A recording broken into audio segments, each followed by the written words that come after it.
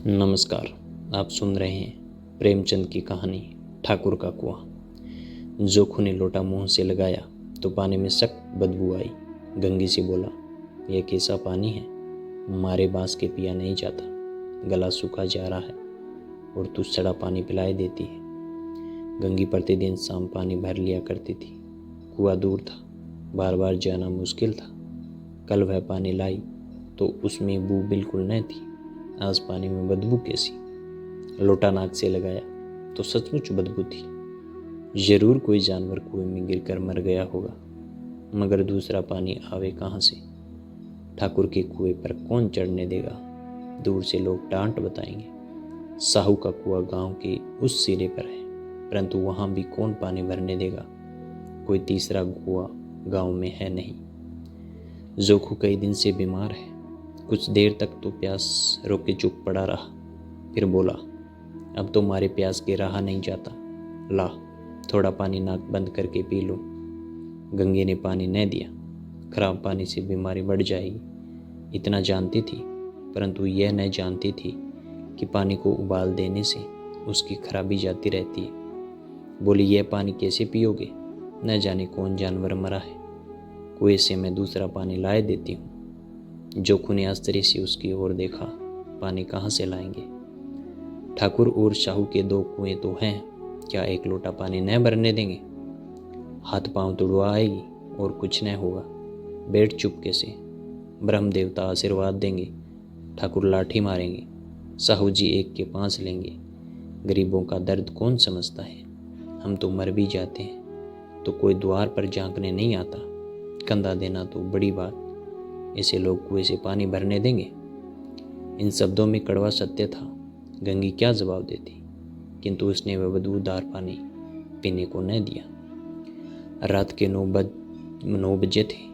थके मांदे मजदूर तो सो चुके थे। ठाकुर के दरवाजे पर 10-5 बेफिक्रे जमा थे। मैदानी बहादुरों का अब न जमाना रहा न मौका।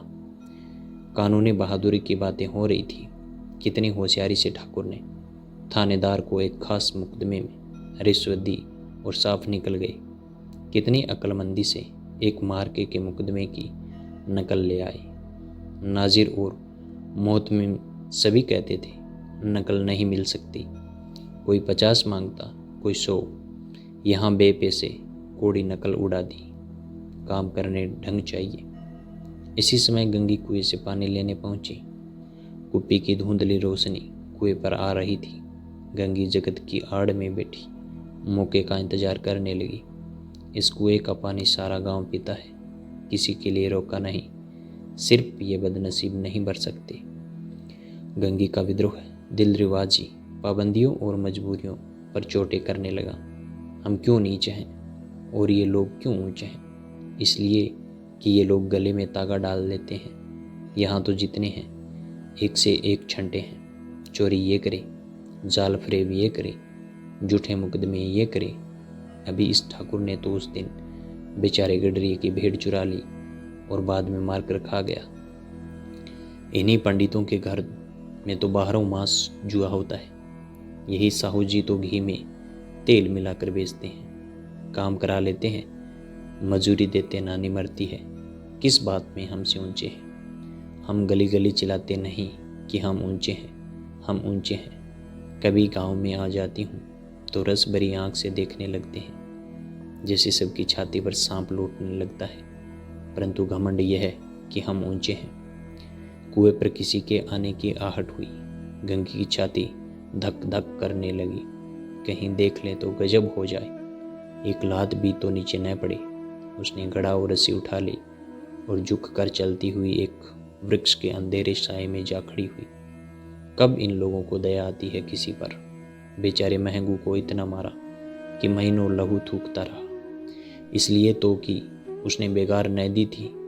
इस पर ये लोग ऊंचे बनते हैं। कुएं पर स्त्रियां पानी भरने आई थी। इनमें बात हो रही थी। खाना खाने चले और हुक्म हुआ कि ताज़ा पानी भर लाओ, घड़े के लिए पैसे नहीं हैं। हम लोगों को आराम से बैठ देखकर जैसे मर्दों को जलन होती है। हाँ, यह तो न हुआ कि कलसिया उठाकर भर लाते, बस हुक्म चला दिया कि ताज़ा पानी लाओ। जैसे हम लौंडिया ही तो हैं। लौंडिया नहीं तो और क्या हो तुम? रोटी कपड़ा नहीं पाती, 10-5 रुपये भी छीन झपट कर ले ही लेती हो, और लौंडिया कैसी होती है? मत लजाओ दीदी, छिन भर आराम करने को जी तरस कर रह जाता है। इतना काम किसी दूसरे के घर कर देती तो इसे कहीं आराम से रहती। ऊपर से वह एहसान मानता, यहाँ काम करते करते मर जाओ, पर किसी का मुंह ही सीधा नहीं होता। दोनों पानी भरकर चली गई तो गंगी वृक्ष की छाया से निकली और कुएं की जगत के पास आई। बेफिक्रे चले गए थे। ठाकुर भी दरवाजा बंद कर अंदर आंगन में सोने जा रहे थे। गंगे ने क्षणिक सुख की सांस ली। किसी तरह मैदान तो साफ हुआ। अमृत चुरा लाने के लिए जो राजकुमार किसी जमाने में गया था, वह भी शायद इतनी सावधानी के साथ और समझ बूझ कर न गया हो। गंगी दबे पांव कुएं की जगत पर चढ़ी। विजय का ऐसा अनुभव उसे पहले कभी न हुआ था। उसने रस्सी का फंदा गले में डाला, दाएं बाएं चौकन्नी दृष्टि से देखा, जैसे कोई सिपाही रात को शत्रु के किले में सुराख कर रहा हो। अगर इस समय वह पकड़ ली गई तो फिर उसके लिए माफ़ी या रियायत की रत्ती भर उम्मीद नहीं। अंत में देवताओं को याद करके उसने कलेजा मजबूत किया और घड़ा कुएं में डाल दिया। घड़े ने पानी में गोता लगाया। बहुत ही आहिस्ता, जरा भी आवाज़ न हुई। गंगे ने 2-4 हाथ जल्दी जल्दी मारे। घड़ा कुएं के मुंह तक आ पहुंचा। कोई बड़ा सहजोर पहलवान भी इतनी तेजी से न खींच सकता था।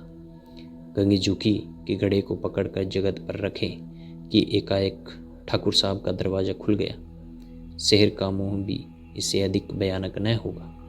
गंगी के हाथ से रस्सी छूट गई। रस्सी के साथ घड़ा धड़ाम से पानी में गिरा और कई क्षण तक पानी में हिलकोरे की आवाज़ सुनाई देती रही।